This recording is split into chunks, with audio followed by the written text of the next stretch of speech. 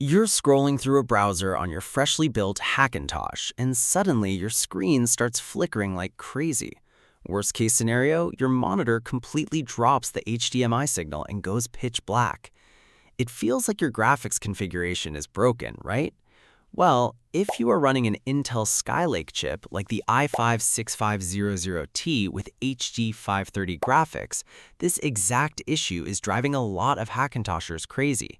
But the fix is actually incredibly weird and has almost nothing to do with your OpenCore config.plist. The core culprit, memory allocation. macOS handles graphics memory very aggressively.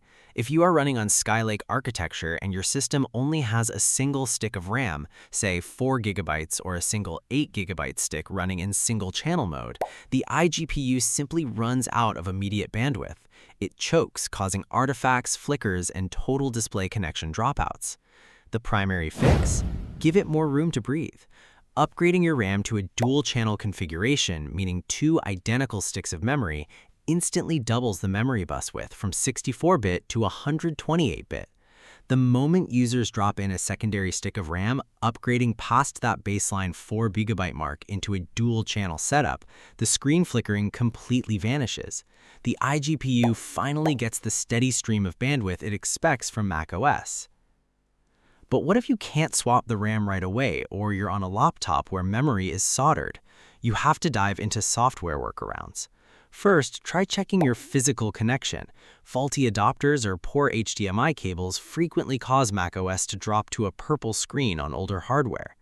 If the cable is fine, you'll need to look closely at your framebuffer patching in OpenCore. Adding specific boot arguments like -igfxdbeo to your config file can disable certain display engine optimizations that cause glitches under moderate GPU load. Another great failsafe boot arg for internal display initialization stability is igfx online equals 1.